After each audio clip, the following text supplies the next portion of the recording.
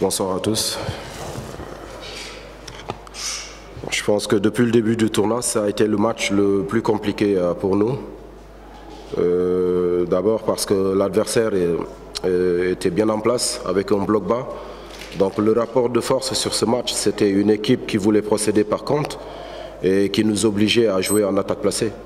En premier temps, on a eu énormément de difficultés parce que dans ce genre de match, il faut mettre de la vitesse dans les transmissions. Et vu l'état du terrain, c'était pas facile, donc c'est super compliqué. Et en deuxième mi-temps, on a essayé de s'appliquer avec une petite variante pour aller chercher notre attaquant directement. Mais je savais que le salut passait par les couloirs. Il fallait gagner les duels offensifs dans les couloirs et finir sur des centres. On l'a fait, ils ont marqué contre leur camp. C'est le risque quand on est en bloc bas, mais bon, tant mieux pour nous. Ce sera un match différent parce que c'est une finale. On les avait battus sur le premier match.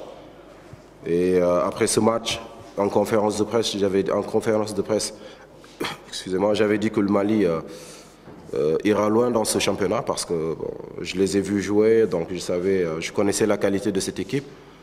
Ce sera une finale très difficile, une finale n'est jamais facile, mais voilà, nous on se prépare de notre côté et puis on verra ce que ça va donner. Ce qui est important, c'est ce que nous allons proposer.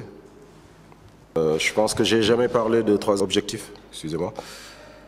J'avais parlé d'un objectif, c'est-à-dire de finir sur les 2 premières places de la poule pour passer au deuxième tour. Après, le reste, on verra ce que ça va donner. C'est ce que j'ai toujours dit et c'est ce que je dirais pour la finale. On est en finale, c'est très bien. Ce n'est pas une première pour le Sénégal. Il faut qu'on travaille très dur à l'entraînement pour être bon sur le terrain. Parce que ce qui est important, c'est ce que nous allons proposer, comme je le dis depuis le début. Maintenant, si les conséquences de notre travail nous amènent à gagner un titre, ce sera avec fierté et honneur. Merci. Moi, j'ai jamais fait de comparaison. Déjà, j'aime pas parce que ça sert à rien pour moi. Après la génération de 2017, la génération de 2019, c'est 2 générations différentes. Donc, j'ai jamais parlé aux joueurs de ce qui s'est passé avant. Ce qui m'intéresse, c'est l'histoire qu'on écrit, nous. Chaque génération doit écrire son histoire. On essaiera de faire la nôtre. Après, chacun avance comme il le sent. Mais je ne fais pas de comparaison.